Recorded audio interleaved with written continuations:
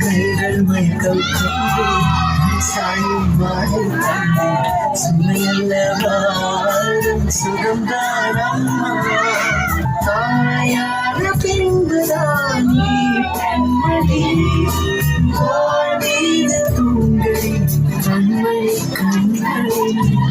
இது என்ன பிரமாவா? இது ஒரு பெசலைட் ஒண்ணு இருக்கு கூடா பாக்குறியா?